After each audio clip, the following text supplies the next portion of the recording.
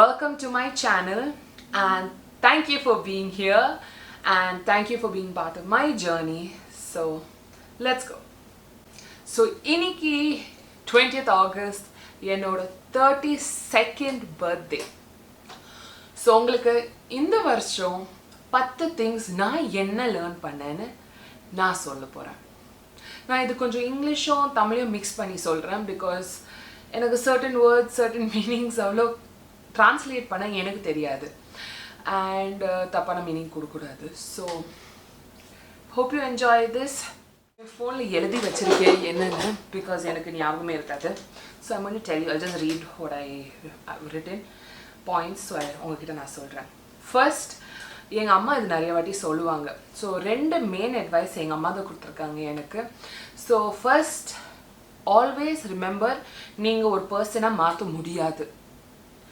And ஒரு person பற்றி தெரிஞ்சும் எக்ஸப்ட் பண்ணி, நான் சொல்கிறேன் சின்ன சின்ன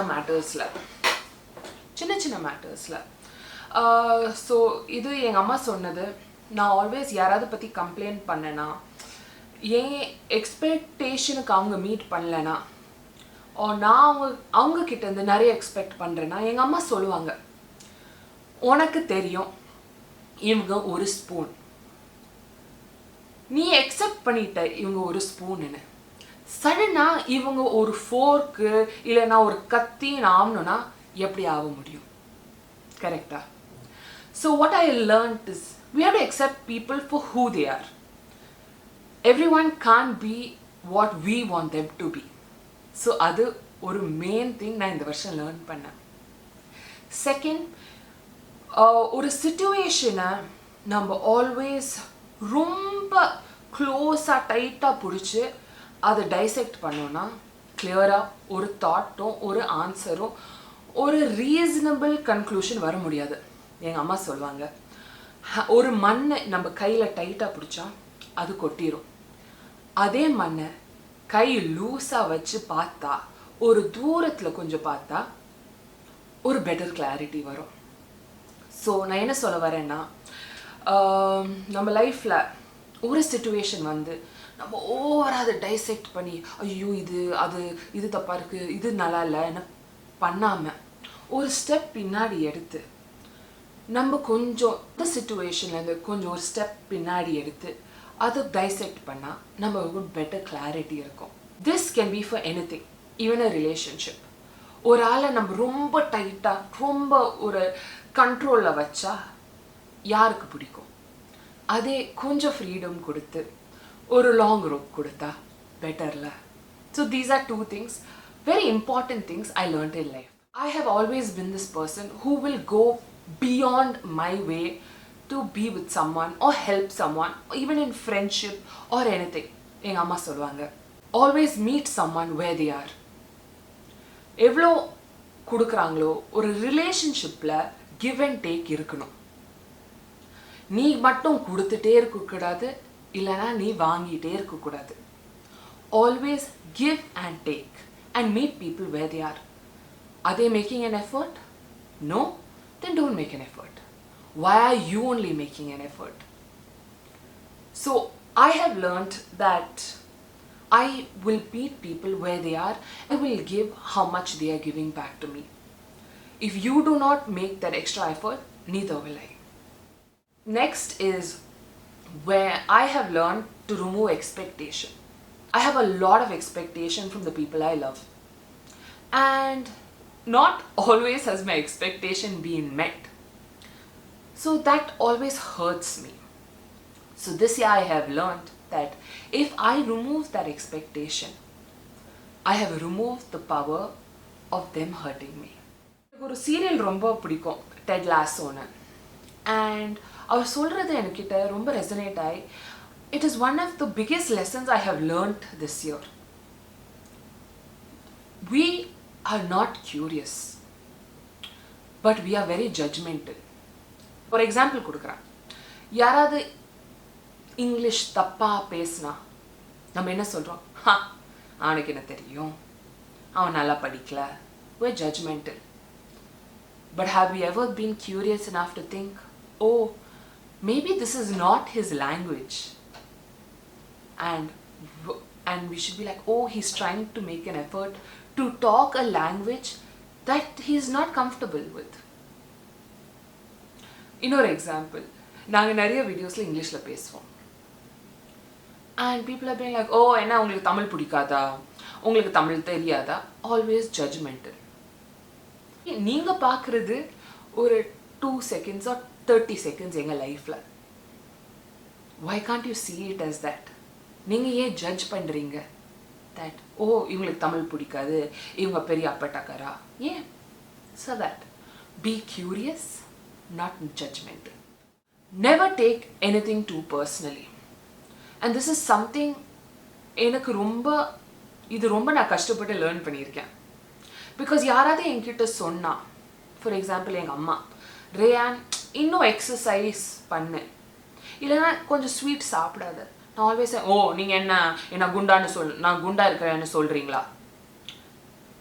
நான் பர்சனலாக எடுத்துப்பேன். பட் எங்கள் அம்மா என் நல்லதுக்கு தான் சொல்லியிருப்பாங்க. ஸ்வீட்டை கட் பண்ணால் ஹெல்த்துக்கு பெட்டர், இன்னும் எக்ஸசைஸ் பண்ணினா இன்னும் டோண்டாக இருப்பேன். ஸோ நான் ரொம்ப எல்லாத்தையும் ரொம்ப பர்சனலாக எடுப்பேன். எக்ஸாம்பிள் நான் ஒன்று சொல்கிறேன். என் ஹஸ்பண்ட் என்கிட்ட சொல்லிட்டு இருப்பாரு, நீ ஏன் கத்திகிட்டே இருக்க, ரொம்ப கத்துற, நீ ஏன் கத்துற? ஸோ நான் ஆல்வேஸ் என்ன ரொம்ப பர்சனலாக எடுத்து நான் சொல்லுவேன், உங்களுக்கு என்ன, நீங்கள் இங்கேயே இல்லை, நீங்கள் பெங்களூரில் தானே இருக்கீங்க, நீங்கள் யாரும் என்கிட்ட ஏதாவது சொல்ல. But never have I realise that நான் கத்தி பேசுகிறேன், ஆக்சுவலாக என் பசங்க என்கிட்ட என் பேச்சை கேட்குறதே இல்லை. ஆனால் அதே நான் என் டோன் ஸ்டர்னாக ஆனால் கத்தாமல் சொன்னால் என் பசங்க கேட்பாங்க. பட் நான் அது பாயிண்ட் ஆஃப் வியூவில் நான் எப்பவுமே எடுக்கிறதில்ல. பிகாஸ் என் புருஷன் ஏதாவது சொன்னால் ஆல்சோ நான் பர்சனலாக எல்லாத்தையும் அவர் என்ன சொன்னாலும் நான் பர்சனலாக எடுத்துப்பேன். ஏன், ஓ என்னை பற்றி இப்படி பேசுகிறீங்களே, அப்படி பேசுகிறீங்களே. பட் ஆக்சுவலாக he was correcting me in a nice way, saying, நீ இப்படி பேசினேன்னா உன் பசங்க உனக்கு கற்றுவாங்க, உனக்கு பிளட் ப்ரெஷர் வராது, நீ ஹெல்த்தியாக இருப்பேன். I learned that I shouldn't be a people pleaser. எனக்கு நான் யாராவது if I hear from someone also that அவங்களுக்கு என்னை பிடிக்கலன்னா எனக்கு ஹர்ட் ஆகும். எனக்கு ஏன்னு தெரியாது. I might not even know them. I realized, so what if someone doesn't like, எனக்கும் நிறைய பேர் பிடிக்காது, but they're not affected by it, so why should I be affected by it?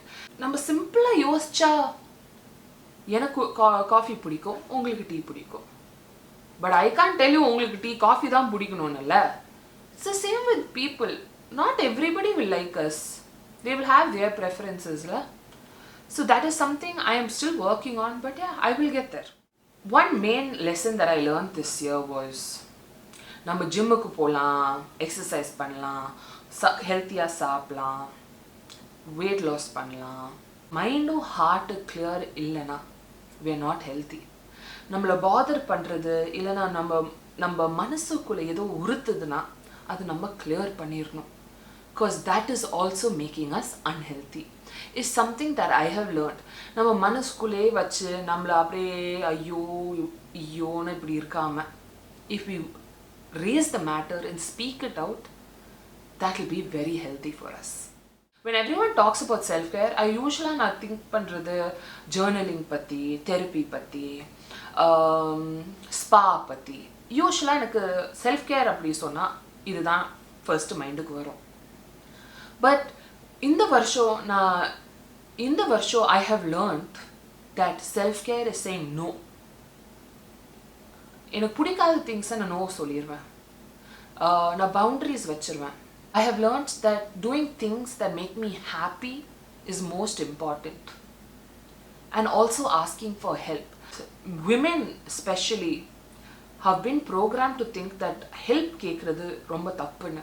நம்ம தான் எல்லாம் பண்ணணும், நம்ம தான் எல்லாம் மேனேஜ் பண்ணணும், நம்ம ஹெல்ப் கேட்டால் அது ஒரு தோல்வி மாதிரின்னு நிறைய பேர் நினைப்பாங்க. நான் அப்படி நினச்சிட்டே இருந்தேன். So but this year I have learned that asking for help, or when I don't know something, asking a doubt and clearing it is also a form of self care. After becoming a mother, I began to think that எனக்கு தனியாக ஒரு 10 minutes ஒரு வெளியே போகிறது ஒரு தப்புன்னு, ஒரு மாம் guilt மாதிரி வரும். ஓ நம்ம பசங்களோடையே இருக்கணும், நம்ம பசங்க சாப்பிட்றதுனா நம்ம சாப்பிடணும், நம்ம பசங்க விளையாடுறதுன்னா நம்மளும் அங்கே அதுதான் பண்ணணும் அப்படின்னு நான் யோசிச்சுட்டே இருப்பேன். But then I realized I was so unhappy.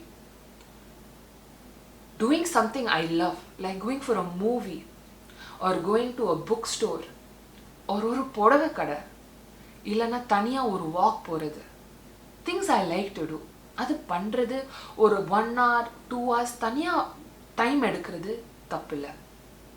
It helps us refuel. எங்கள் அம்மா ஆல்வேஸ் சொல்லுவாங்க, ஒரு கப், ஒரு கப், அந்த கப்லேருந்து நம்ம லவ் கொடுக்குறோம், அந்த கப்லேருந்து நம்ம நிறைய பண்ணுறோம், ஒர்க் பண்ணுறோம், நாலேஜ் பாஸ் ஆன் பண்ணுறோம். ஆனால் அந்த கப்பை நம்மளும் ரீஃபில் பண்ணோம். பிகாஸ் ஒரு எம்டி கப்பில் நம்ம அடுத்தவங்களுக்கு ஒன்றுமே கொடுக்க முடியாது. ஸ்பெஷலாக நம்ம பசங்களுக்கு இல்லை நம்ம ஃபேமிலிக்கு ஒன்றும் கொடுக்க முடியாது. அந்த ரீஃபியூலிங்க்கு we should do what we like to do. And it's something I really think I have learned this year. Daughter பிறந்ததுக்கு அப்புறம் 2020ல I decided to take a break from work. Mithun நிறைய ட்ராவல் பண்ணிட்டு இருந்தாரு. அண்ட் யாராவது பசங்களோட இருக்கணும். Because children can't grow up with nannies or anybody, and we didn't have that support system of grandparents being there and taking over for us. Obviously மிதுனோட parents பெங்களூர்ல இருக்காங்க, and என் அம்மா அப்பா பிஸியாக இருக்காங்க அவங்க கெரியரோட. So we didn't want to impose anything on anybody. So then I decided it was my choice that I took a break from work. ஆனால் அந்த 1.5 yearsல படுற இன்சல்ட்ஸ் நான் என் லைஃப்பில் பட்டதே இல்லை. ஒரு ஃபேமிலி ஃப்ரெண்டு இருக்காங்க. ஸோ ரொம்ப வருஷமாக எங்களுக்கு ஃப்ரெண்டு. ஸோ நான் என்னை பார்த்தப்ப என்னை கேட்டாங்க, என்ன, oh so nice to see you every day coming and picking up your children. என் பொண்ணுக்கு அதெல்லாம் பண்ண முடியாது, நீ வீட்டில் தானே இருக்க, என் பொண்ணு ஒர்க்கிங் உமனில், அதுக்கு தான் உனக்கு டைம் இருக்குது, அவளுக்கு டைம் இல்லை. And I found that so ஹர்ட்டிங்க்கு மேலே I found it very insulting. என்னடா நம்மளை பற்றி இப்படி பேசுகிறாங்களே ஒரு மாதிரியா. And I felt so looked down upon. Then after that was, I think, the worst thing she could have said to me. Because already N decision எல்லாமே என் decision தான். But sometimes even நம்ம decision நம்ம rethink பண்ணுவோம் or question பண்ணுவோம், நம்ம பண்ணது கரெக்டா, நம்ம பண்ணது தப்பா. ஏன்னா because we feel like everyone is doing something in their life, நம்ம மட்டும் வீட்டில் இருக்கோமே. But then I realized I was not Chuma sitting at home. I was bringing up 2 children. I was running a home. While doing that, I was still growing my social media and I was doing campaigns. I was still bringing something home. And it's not always about that. What I'm trying to say is, just because you're a stay-at-home mom doesn't mean you're nothing. You know the amount of time, energy and their love and their life அவங்க எவ்வளோ கொடுக்குறாங்க நம்ம ஃபேமிலிக்கு. It is not something to look down upon. But அப்போ நினச்சேன், ஐயோ நம்ம வேலைக்கு போகலன்னா சொசைட்டி நம்மளை ரொம்ப கேவலமாக பார்க்கணும். But then I decided I was going to take my time to figure out my life. Because it was my family and எனக்கு தான் தெரியும் என் ஃபேமிலிக்கு என்ன கரெக்டுன்னு. So I took time off. As much as it bothered me, எனக்கு என்ன பிரச்சனைனா, எனக்கு எல்லாரும் பார்த்து ஐயோ நம்ம ஒன்றுமே பண்ணலையே, நம்ம இவ்வளோ படித்து வீட்டில் உட்காந்துருக்கோமே அப்படின்னு ஒரு தாட் ப்ராசஸ் வந்துருச்சு. But then I decided, no. Then after, I think it took me a year. ஒரு வருஷம் ஆயிடுச்சு அதை கண்ட்ரோல் பண்ணி, அதை தாட்டை ஒரு வருஷம் ஆயிடுச்சு அந்த தாட்டை கண்ட்ரோல் பண்ண. Because after that I was like, no chance. I am going to figure out what is going to work and what I can do. Because எனக்கு கெரியரும், I wanted a change in career. I wanted different things. எனக்கு அது figure out பண்ணவே time எடுத்துருச்சு. But one thing I never did was give up. So what I want to tell you is take your time to figure out your life, but never give up, because giving up is the easiest bit. So those are my 10 learnings for this year. உங்களுக்கு I hope நான் சொன்னது உங்களுக்கு புரிஞ்சுது, இல்லைனா ஏதாவது உங்களுக்கு teach பண்ணது, at least ஏதாவது உங்களை யோசிக்க வச்சுது உங்கள் லைஃப் பற்றி.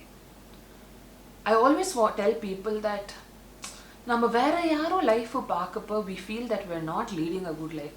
We can be as big, as rich, or any life, I mean we can live in any strata of society.